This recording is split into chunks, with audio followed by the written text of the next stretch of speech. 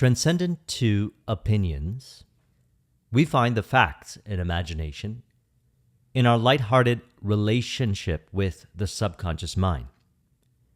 And as we continue down this pathway of thinking feelingly for ourselves based on how we truly are in relationship with others and all aspects of our life, we enjoy this deeper relationship with our true inner voice, which distinguishes itself from the mental chatter of opinions to find our own way, which is actually our true way, the way of love expressed in all that we do as creative expression.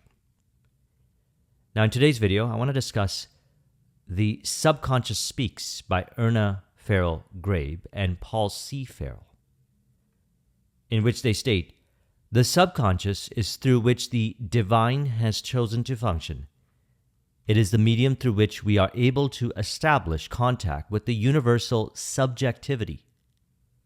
Through this contact, we have been given the power to draw upon the universal and to supply our every need." And in aspects, the subconscious speaks. "I am the very essence of intelligence. I am the spirit of universality. I am mind in the abstract. God desired that we would be able to establish contact. I am the medium of that contact." So what we want to do more so every day is encourage, facilitate, and engage this internal dialogue with our subconscious. The conscious and subconscious are experienced as one. And a person experiences a flow-based journey to realizing their goals, their vision. I always say this, when a person picks a goal, a vision, and commits to it, they build a relationship with their subconscious. Upon realizing their goals and their visions, they form a deeper relationship. They're able to listen to themselves, understand themselves, and recognize the essence of intelligence, the spirit of universality, and mind in the abstract.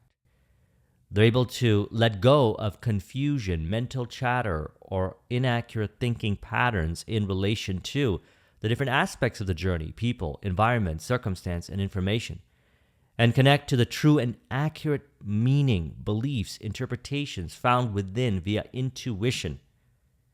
And as this journey continues, seeing goal into completion, vision into completion, definite chief aim into realization, again and again and again, the conscious and the subconscious harmonize, heart and mind relationship.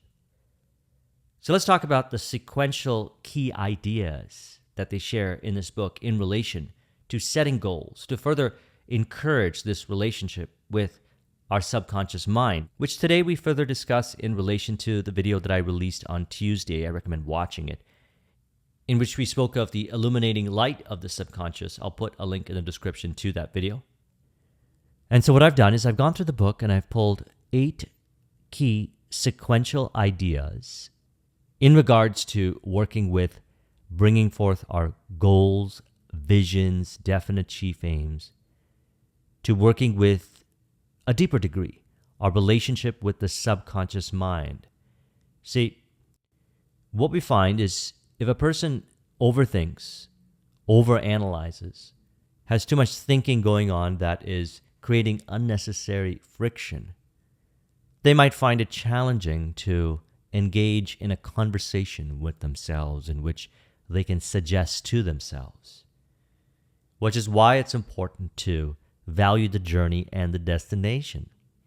The journey reveals, via the subconscious mind, what we have been unconsciously identifying with. And there's no need to shame or condemn ourselves in regards to anything that we would call undesirable. We can simply identify the thinking patterns within ourselves and let them go. If they are not resonant to who we are, we can let them go in the moment. So in regards to goal setting, and we'll weave this into our discussion, number 1, the manner of concentration is this. Sit quietly and begin to see yourself in your mind with the thing that you want. For example, one wishes to earn a definite sum of money. First, concentrate upon the sum of money. See yourself in possession of that amount. Number 2, hold that picture in your mind for a few moments. Elaborate the picture in any manner that you choose. You can see yourself deposit in a bank or doing anything you feel inclined to do. The more earnestly you place yourself into the picture, the more effectually will the picture take hold. Number 3, then see yourself using the same money to purchase or to pay off the thing you had in mind. If it is an automobile, to illustrate, see yourself going to the showroom. See yourself going through the identical process that you would go through. Number 4, after forming the complete picture, the next thing is to claim this thing for your own calling. Say, the power inherent within me holds this thought in mental concentration until it is manifested to me. If one does this with enough conviction, the idea or thought will be impressed upon the universal mind through the subjective mind until a manifestation is brought into existence. Number 5, the same picture will register upon the subconscious mind, and the power inherent within will cause to be manifested the funds. Say unto yourself daily, I am in touch with the power that knows all things. That is the power that exists. That is all the power that exists. This power is available to me, whether I understand it or not. Number 6, it is in operation at all times, whether I use it or not. It can provide me with everything I need. If I call upon it, I now decree for myself the money necessary to meet my every need. Number 7, there's no need to concern with the manner in which these things are to be brought. Do whatever comes your way and affirm that divine mind knows the things necessary for the fulfillment of the things you want. Have the conviction that the power inherent within yourself makes a visualization come into manifestation. And number 8, the thought always makes an impression upon the subconscious.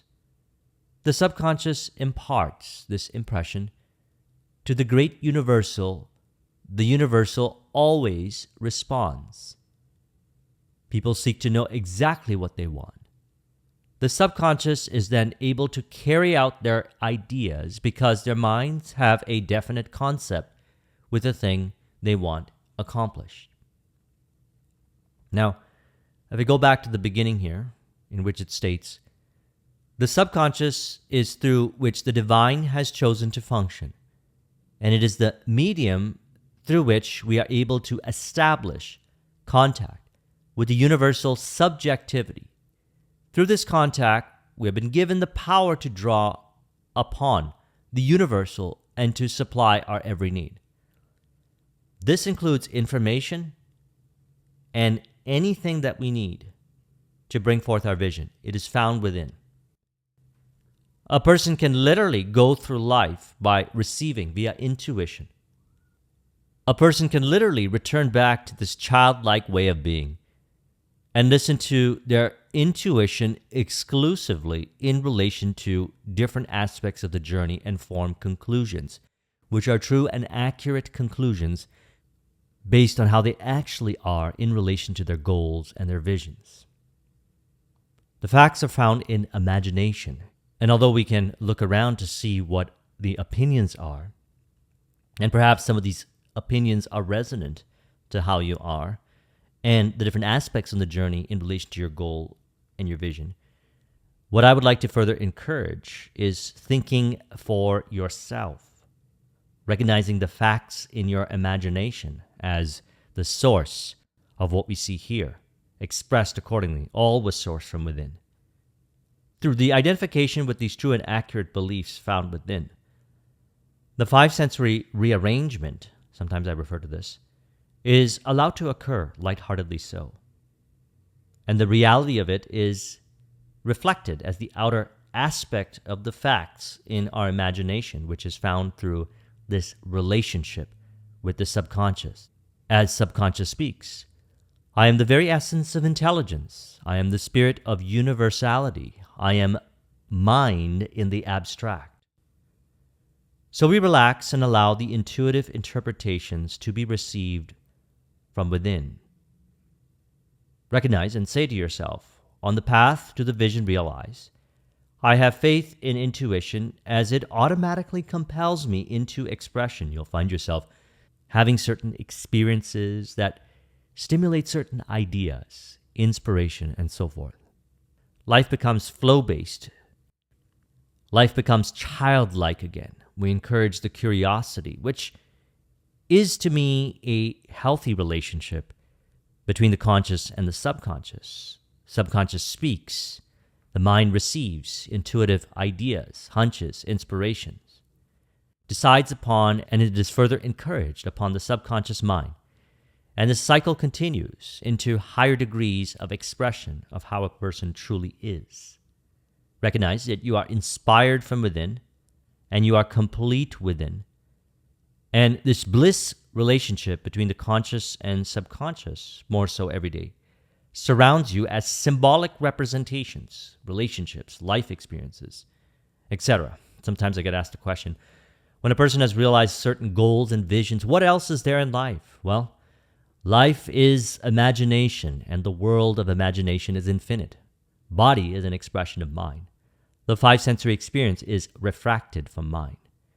And there are nuances that a person can discover in relation to the different aspects of goals. For example, a person might create success in their business. And they say, what's next? I've created what I wanted to create. What comes next? Well, go within, ask yourself. Perhaps you might find a new style of doing business. Or maybe you might say, well, I want to do it in a certain environment. I want to have certain kinds of relationships that I've never had before in the previous business endeavor. And maybe they look around and they say that others are not talking about this distinct way of living. And when they recognize the faith and confidence within themselves in relationship with their subconscious mind through the engaging dialogue with themselves, conscious and subconscious within inner conversation, they'll actually encourage this distinct way of thinking, and they will realize it. And then they will be the one, the exception, who created that success and that way of doing things. And perhaps others will then be inspired by that. Subconscious speaks, I am the very essence of intelligence. I am the spirit of universality. I am mind in the abstract. So we ask ourselves, what within me has externalized this opportunity? Whatever challenge, whatever we're experiencing on the journey to realizing the goal, recognizing that when we sat quietly and saw ourselves in our mind, in possession with the thing that we want, and we committed to it, saying unto ourselves, the power inherent within us holds this thought in mental concentration until it is manifested to me. Then all is rearranging to reflect it. Ideas, hunches, inspirations show up, opportunities show up, and even opportunities that seem to carry a facade of discouragement, resistance, fear, or any other kind of interpretation that we would put on the five sensory experience, which again is sourced from within. Opportunities to go within and say, what is this source? What within me has externalized this experience, which we can call it flow breaker, or something that appears seemingly to hold a person back? What externalized this? What thought process? Subconscious speaks. So I can go in and ask the question, what is it? What does this mean? And I'll find the answer. Perhaps it's a distinct way of thinking. Perhaps it's a distinct belief. As a person listens to their intuition, they recognize that they can have their own distinct philosophy. Intuitive interpretations of five sensory experience. We see this. If a person is consuming information and they find themselves to be confused by it, consider the confusion as an opportunity. By letting go of the overthinking, you find the intuitive connection in relation to the experience, which could be outside of the box thinking, which we refer to in our last week's video as lateral thinking, which is a combination, a harmonious relationship between the divergent and convergent thinking. Watch that video. And so this reconciliation happens from within, and then the way is discovered. Things make sense. We say then that this person operates with a heightened degree of congruence. Their self-esteem is high. They're being authentic. This is how we describe someone who has this harmonious relationship with their subconscious, conscious and subconscious, seen as one. And so what are one of the benefits, the many benefits of this relationship with the subconscious mind? Again, I am the very essence of intelligence. Thus, the subconscious is transcendent to opinions and reveals the facts in imagination of how it actually is, lightheartedly so, via this internal relationship. And one of the ways is to stimulate it by a goal, a vision. Commit to a goal or a vision. See it all the way into existence. Value the journey. This journey is symbolic to the internal conversation, which allows us to transcend past opinions, which may appear masquerading as fact. These are opinions.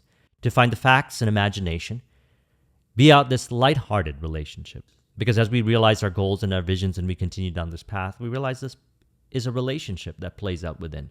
And as mentioned in the beginning, as we continue down this pathway of thinking feelingly, sometimes you think, sometimes you feel, sometimes it's both, which again, we'll be able to reconcile this with our subconscious to allow ourselves to be how we truly are in relationships, all aspects of our lives.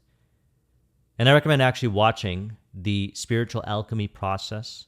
We find this harmonious relationship between the conscious and subconscious and the conversation with the subconscious to a higher degree based on the reconciliation within via a process like the spiritual alchemy process. I'll put a link in the description to that video. I've discussed it a number of times, and I will most likely be discussing it again as I get further insights and perspectives. This reveals the true inner voice, which again distinguishes itself from the mental chatter, overthinking, over-analysis, real time in the moment, so we can see things for how they truly are. And I want to tie this into Sunday's video because we spoke about it. People show up and they say, this is how I truly am. This is what I desire. This is how I want to live.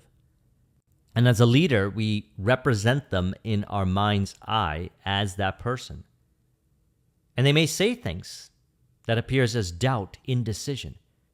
We recognize, we take the responsibility that it is our own thinking patterns in relation to what they are saying, our own interpretations, what we are suggesting to ourselves, that which we are consciously saying I am too, and a lot of times unconsciously, which is brought to the surface in conversation, which then the subconscious speaks. I am the very essence of intelligence. I am the spirit of universality. I am the mind in abstract. God desired that we would be able to establish contact. I am the medium of that contact. And in the moment, you find the true and accurate thinking patterns in relation to how they see them, which is based on how they truly are.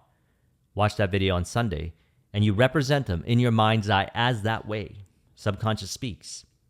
This represents someone that has reconciled the seeming differences to bring forth a true inner voice which distinguishes with vivid accuracy, discerns between mental chatter and what is true and fact in imagination, which is actually symbolic to how we truly are, how they truly are, the way of love, and it is expressed in conversations like that, in relationships, in these kinds of interactions and leaderships, friendships, and so forth, as well as our day-to-day journey. We'll find in moments of solitude, we'll be able to deeply understand and experience the connection with our work. Subconscious speaks in conversation, internal dialogue while we are doing our work. And we'll also recognize, as we discussed in the video a couple weeks ago, I'll put a link in the description to it, in which I discussed the fragrance of a flower and a fragrance of a Porsche. The relationship and conversation subconscious speaks in relation to nature. When you go into certain environments, it seems that you can relate to that environment to a deeper degree. This shall represent the symbolic internal conversations with the subconscious. And I remember when I first started experiencing this, it was actually in nature, although I do now find this in cities and even in environments where there's a lot of opinions, and I am able to look and see the facts and imagination in what would one time overwhelm me, but get better at it with practice. I started to have these internal dialogues that were so resonant to how I truly am. I started to reveal distinct visions, ideas, beliefs, interpretations, which I didn't see anywhere else. No one mentioned it to me. That wasn't in a book. And I honored them. I continued to honor them, and they created results in my life. And so me, what I find is all of this happens on the journey upon commitment of a goal, a vision, and a definite chief aim. Because as I do, I'm able to discern what is true, what is in harmony. And when I get to the destination, when I realize the goal and vision, I become more of who I really am. And this continues to a higher nuanced degrees. And this is why I always have goals. I always have visions, because I enjoy the journey and the destination. And I like to set goals that are challenging and exciting and even fearful at the same time. As I mentioned in one of our previous videos, the magic of fear.